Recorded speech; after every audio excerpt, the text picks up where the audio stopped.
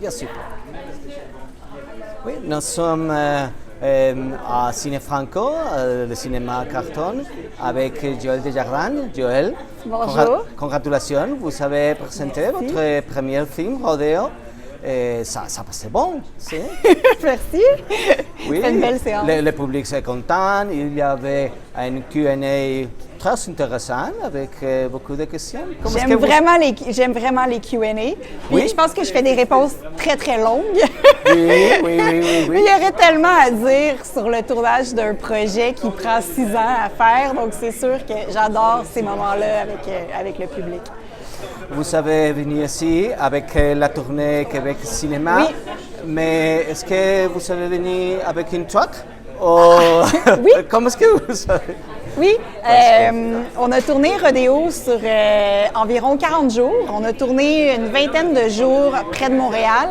Puis on a fait la vraie traversée canadienne avec le camion en petite équipe. On était 5. On a traversé l'Ontario, la Saskatchewan, en fait le Manitoba, la Saskatchewan et l'Alberta. Puis notre équipe, une petite équipe de 15 personnes est venue nous rejoindre en Saskatchewan pour faire la finale du film là, vers les Badlands. Donc oui, je suis passée en Ontario en camion. Et pour faire le film, vous avez un assesseur très spécial, votre père? Oui, bien c'est sûr que la toile de fond du film, c'est le camionnage. Mon père a travaillé chez Kenworth Montréal pendant 50 ans. Kenworth, c'est un concessionnaire de vente de camions. Donc, c'est sûr que tous les rodéos de camions, quand j'étais petite, j'allais avec mon père. Il amenait un camion, on partait le week-end, puis il faisait de la représentation avec ses clients, tout ça. Donc, j'ai été élevée dans un milieu de camionnage toute ma vie. Mon père est passionné de son métier, donc ça parlait énormément de camions à la maison. Mon oncle était camionneur. Il travaille chez Kenworth maintenant. Bref, le camionnage fait partie de ma vie et de celle de mon père et du film maintenant.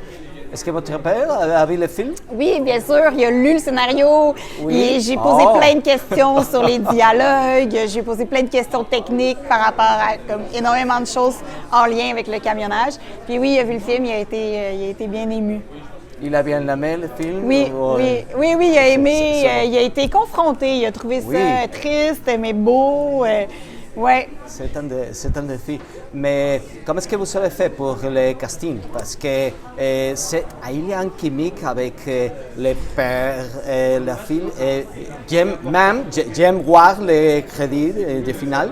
Oui. Mais j'ai vu, ils ne sont pas père et fille. Non. Pas du tout. Mais c'est un acteur. Mais comment est-ce que vous Oui, avez fait? c'est vraiment un magnifique casting. Bien, notre directrice de casting, Tania Rana, nous a fait énormément de propositions quand on était en casting.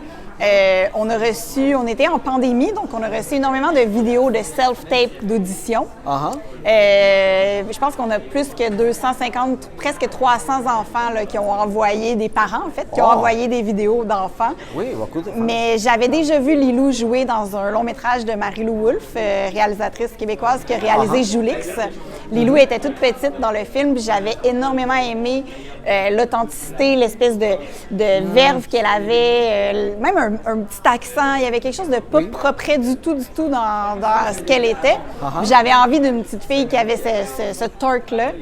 Puis, Lilou a passé l'audition, puis je l'ai adorée. Puis, on a fait des callbacks d'audition qu'on appelle. On a fait une dernière ronde d'audition avec 3 papas potentiels, dont Maxime Leflaguet, et 3 petites filles potentielles, dont Lilou.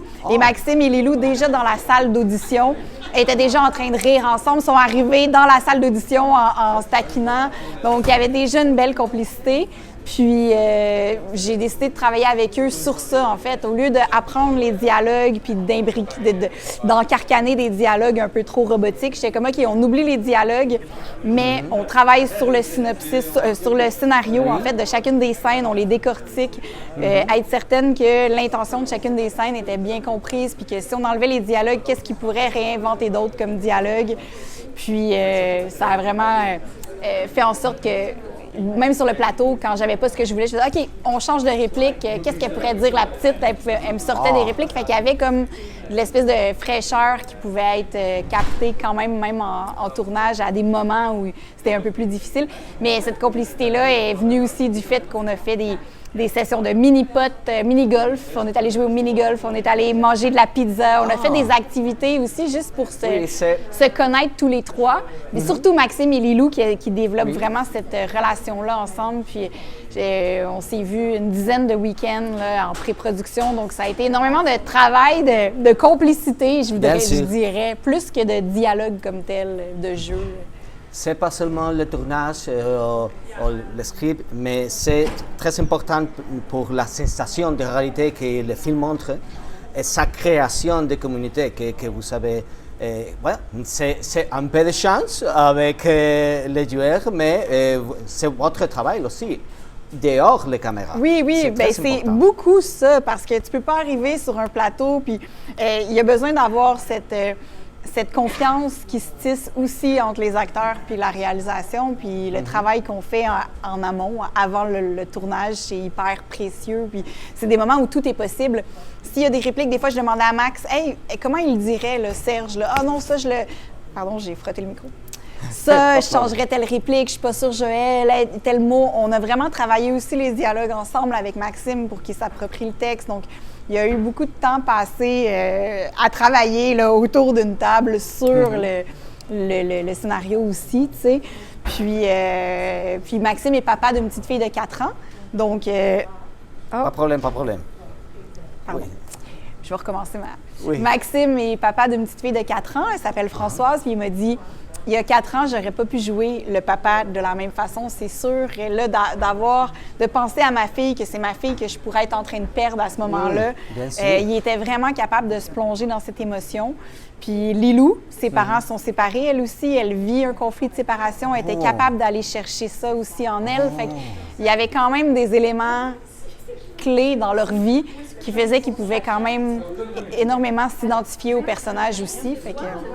Bien sûr, mais c'est aussi une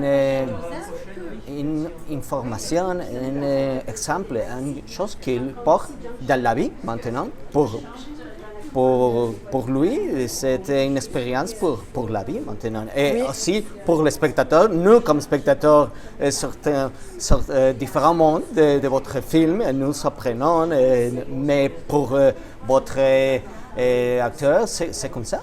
C'est une expérience pour la vie. Oui, complètement. Ça le fait voir les choses différemment, c'est sûr. Alors, comment est-ce que ça fait le tournage de presque tout le Canada, comme on dit le film? Est-ce que vous aimez le Canada ou vous n'aimez pas le Canada comme le personnage? Oui, parce qu'il y a une ligne, j'aime le... Mais vous dites que vous n'aimez pas le Canada. Non, on a vraiment... Tout le monde adorait notre traversée canadienne, les paysages qui changeaient. J'ai pas eu... c'est magnifique. C'était magnifique. C'est si belle. J'ai pas eu l'occasion de parler avec énormément de gens. On était tellement en équipe en tournage. Fait que c'est sûr que mon rapport avec les lieux qu'on a visités, c'est vraiment de l'ordre visuel, mais c'était magnifique. Traverser les Grands Lacs, après ça, traverser les prairies. J'avais jamais vu du plat aussi plat. Oui. À perte de vue, il y avait quelque chose de magnifique. Puis dans le film, ça prend une grande importance, les plans tableaux, que j'appelle les plans larges, les immenses plans, où on décante aussi l'émotion. Tout est en huis clos dans la cabine du camion. On est en petit caucus dans le camion. Fait qu'on avait besoin de sortir, d'avoir ces moments où on respire, puis on reçoit la scène qui vient de se passer, puis qu'on passe à autre chose. Il y avait... c'était hyper important de trouver des moments de paysage grandioses à travers la traversée. Là. Donc, c'est sûr que la recherche, elle a été faite dans ce sens-là. Puis, jusque dans les Badlands, il y a quand même le paysage se transforme énormément et leur relation se transforme au fur et à mesure que le paysage, lui aussi, se transforme. Donc, il y a quelque chose de cohérent puis en symbiose avec la complexité de ce qui se passe visuellement et à l'intérieur du camion. Bien sûr. Peut-être que c'est pour ça que c'est donne la sensation d'être pas un passage cliché.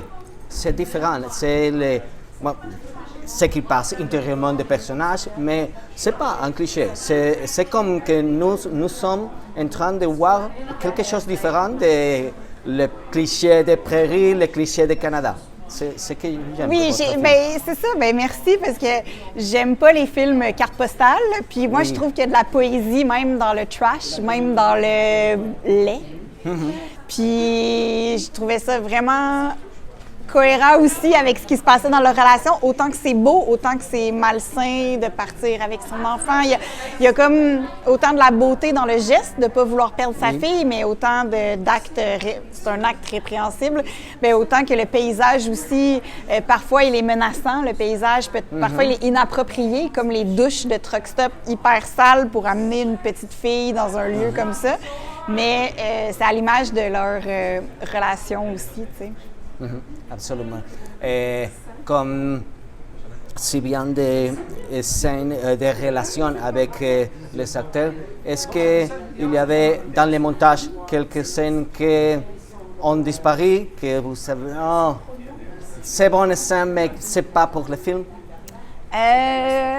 On a raccourci certaines scènes, mais on n'a pas eu le luxe de se débarrasser d'énormément de scènes. Il y a quelques petites transitions, il y a quelques trucs qu'on a laissé tomber, mais c'est plus des fois d'aller à l'essentiel en montage. Donc, au lieu de le voir arriver à quelque part, on est déjà dans la scène. Fait que les choix de montage ont plus été parfois de raccourcir un début ou une fin de scène pour comme finir sur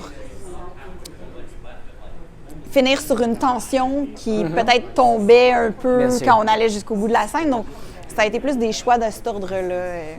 Mais il y a un travail énormément fin de dentelle de montage. Alors, est-ce que vous avez envie de faire un autre film? Oui, mais vous m'auriez posé la question quand je venais de terminer le tournage de Rodéo, puis je vous dirais non. Never again. Mais maintenant, oui. Mais maintenant, le temps a passé, la post-production a été faite, le film est sorti. Il y a des cycles en création, l'écriture, la pré-production, le tournage, la post-production. Ça fait en sorte qu'on peut se réconcilier avec ce qu'on aime à l'écriture. Puis, mais le tournage, c'est difficile. C'est des longues journées, c'est des grosses équipes, c'est beaucoup de pression, c'est beaucoup de choses qui vont pas comme ce que tu planifies, puis de solutions à faire. Puis, fait que c'est sûr qu'après mes 40 jours de tournage, j'ai trouvé ça... Il n'y a pas beaucoup de réalisateurs. J'ai connu quelqu'un qui aime le tournage, mais la majorité n'aime pas plus le tournage. Oui, je trouve ça difficile. Ouais. Mais en même temps, j'ai eu une équipe hyper généreuse, puis tout le monde a mis la main à la pâte, puis ça a fait ce beau projet-là, tu sais. Mais oui, beaucoup de travail avec des petits budgets. C'est des gens qui font de la magie avec tellement peu. Tout le monde s'est investi beaucoup, beaucoup, beaucoup. Fait que ça fait que tout le monde est très impliqué, puis c'est chargé parce que c'est des longues journées, puis beaucoup des petits budgets et beaucoup de choses à faire en peu de temps. Donc, c'est sûr que les tournages, c'est jamais facile. Au final, le film a été bien reçu, a reçu beaucoup de prix. C'est un prix à Whistler. C'est phénoménal. Oui, on a eu une belle cuvée à Whistler, on va dire ça comme ça.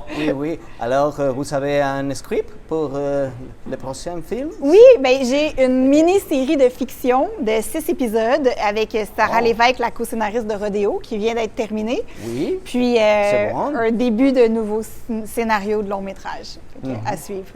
C'est bon projet. Merci beaucoup. Merci à vous. Congratulations. Merci.